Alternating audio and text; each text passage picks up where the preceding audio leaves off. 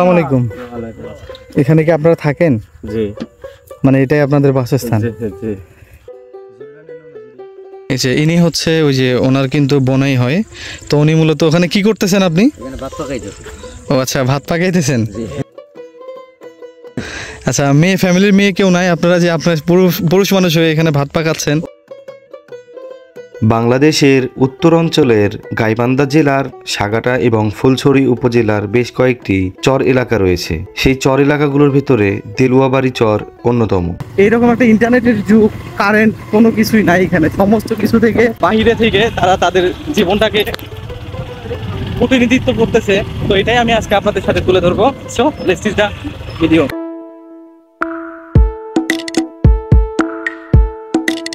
আসসালামু আলাইকুম। এখানে কি আপনারা থাকেন? জি, মানে এটাই আপনাদের বাসস্থান? জি। আচ্ছা, আপনাদের মেইন বাড়ি কোথায়? মানে মূলত আমাদের প্রথম বাড়ি এখানেই ছিল। হ্যাঁ, এখন ভাঙা দূরে চলে গেছিল, ওখান থেকে আবার আসলাম। ওখানে আছে একটা ঘর আছে ওখানে। আচ্ছা, আপাতত এখন যাই হোক জমির এই যে এগুলো জমির কাজ বাজ করার জন্য আর কি এখানে জি, জি। থাকা আপনাদের। আর আপনারা কয়জন আছেন এখানে? এখানে আমার ছোটটা বাচ্চা আছে, আর আমি আছি, আর পরিবার আছে। আপনার ওয়াইফ সহ আছে এখানে? জি, জি। আর উনি? উনি আমার বোনাই। আচ্ছা, উনি আপনার বোনাই। এই দেলুয়াবাড়ি চরের শেষ প্রান্তে দুইটি পরিবার বসবাস করে। তাদের চারপাশে নেই কোনো প্রতিবেশী, নেই বিদ্যুৎ, নেই কোনো পাকা রাস্তা, শুধু আছে প্রকৃতি আর বেঁচে থাকার সংগ্রাম। এই যে ইনি হচ্ছে ওই যে ওনার কিন্তু বোনাই হয়, তো উনি মূলত ওখানে কি করতেছেন আপনি? এখানে ভাত পাকাইতেছে। ও আচ্ছা, ভাত পাকাইতেছেন। জি। আচ্ছা, ফ্যামিলির মেয়ে কেউ নাই? আপনারা যে আপনার পুরুষ মানুষ হয়ে এখানে ভাত পাকাচ্ছেন। ও ছিল, আসিয়া দূরে বাড়িতে চলে গেছে। আচ্ছা, ওই যে দূরে আসলে অ্যাকচুয়ালি ওনাদের হচ্ছে এটা হচ্ছে জাস্ট এই যে জমি যেগুলো দেখতেছেন এখানে আশেপাশে তাদের গরু ছাগল যেগুলো আর কি লালন পালন করে। এখানে যদি আপনাদেরকে একটু দেখাই, ভেতর থেকে কেউ নাই তাই না? না, কেউ নাই। আচ্ছা, খালি একটা গরু আছে। এই যে এটা হচ্ছে তাদের গরু বা ছাগল, ওইটা হচ্ছে হয়তো বাইরে রাখছে। তো ওনারা মূলত এখানে তাদের জীবিকা নির্বাহ করার জন্য ওনারা এখানে সমস্ত কিছু ত্যাগ করে একদম প্রকৃতির মাঝে নিজেদের ফ্যামিলি সংসার গোছাইছে। তো এই জন্যই মূলত এখানে থাকা। আর ওনাদের যে মেইন বাড়ি যে সেটা হচ্ছে কোথায়? সাগাটা। আচ্ছা, সাগাটা কোন জায়গায় এটা?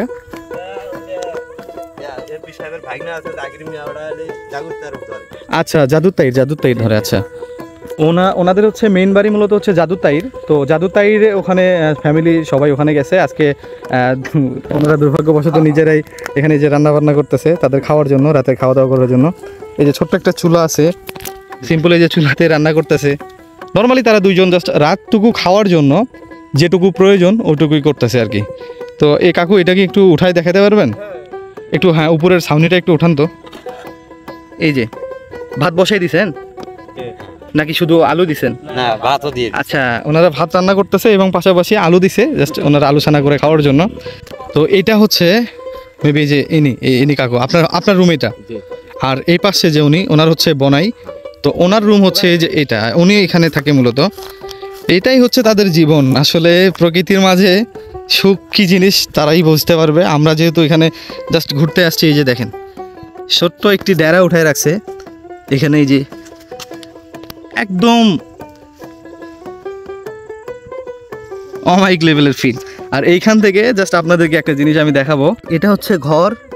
এখান থেকে কিন্তু এই যে দেখেন সূর্য অস্তটা, যেটা মূলত এটা এত অমাইক লেভেলের হবে। এখন এই যে আমরা অনেকটাই দেরি করে আসছি, এই জন্য সূর্যটা ইতিমধ্যেই ডুবে গেছে। তো এটা এতটা সুন্দর একটা মনোরম পরিবেশ, প্রকৃতির সুখ মূলত এখানেই। এই যে এপাশে কিন্তু একটা ছোট্ট একটা নালা যাচ্ছে, নদীর একটা শিকড়। আচ্ছা কাকা, আপনারা এখানে তাও মূলত কতদিন যাবত এখানে আছেন? এখানে এই তো মনে করেন 20-22 দিন হলো আর কি আসছে এখানে 20-22 দিন যাবত আর কি এই ঘরটা তুলে রাখছেন। আর মূলত এই জায়গায় আপনার বসতি কতদিন যাবত, মানে কত বছর যাবত? এই যাবত মনে করেন আমাদের এখানে মনে করেন যে আমরা জন্ম নিয়েছি এই জায়গায়। এখানে আপনাদের বাড়ি ছিল এক সময়? আর সেটা হচ্ছে আপনার নদী ভাঙ্গনের কারণে আর কি? নদী ভাঙ্গনের কারণে আমরা আর কি আচ্ছা আচ্ছা, মানে এখন বর্তমানে আপাতত এই ঘরটা উঠে রাখছেন প্রায় 10-15 দিন যাবত।